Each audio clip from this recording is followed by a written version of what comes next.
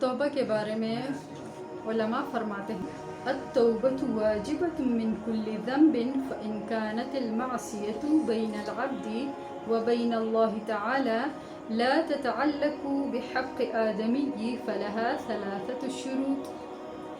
उलमा ने फरमाया कि हर गुनाह से तौबा फ़र्ज़ है, फिर अगर गुनाह का ताल्लुक़ आदमी और अल्लाह के दरमियान है, किसी बंदे का हक इससे मुताल्लिक़ नहीं, तो ऐसी तौबा के लिए 3 शराइत का होना लाज़मी है।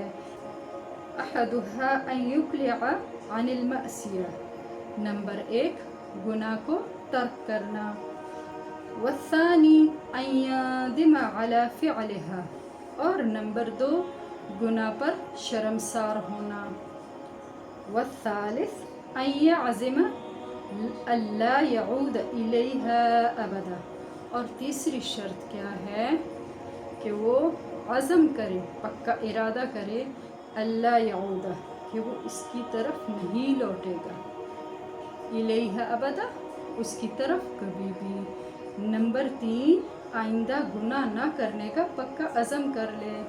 अगर इनमें से एक शर्त मादूम होगी तो फिर तौबा सही ना होगी। गुनाह का ताल्लुक़ किसी बंदे के हक़ से है तो फिर इसकी 4 शराइत हैं। वो क्या? 3 यही वाली कि गुनाह जो है वो तर्क करे, गुनाह पर शर्मसार हो और आइंदा गुनाह ना करने का पुख्ता अज़म करे, और चौथी शर्त इसमें ये होगी कि जिस बंदे का कि इससे इसका ताल्लुक़ है उससे वो माफ़ी मांगे, बरियो ज़िम्मा हो।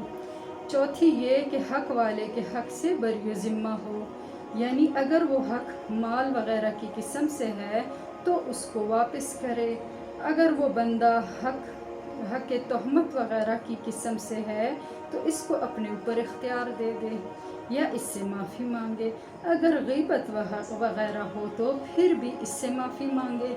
तमाम गुनाहों से तौबा वाजिब है।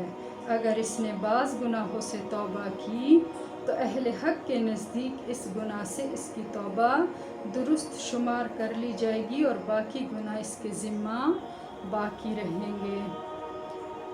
अल्लाह हम सब को अमल करने की तौफ़ीक़ अता फ़रमाए। अल्लाह हम सब को सच्ची और पक्की तौबा करने की तौफ़ीक़ अता फ़रमाए।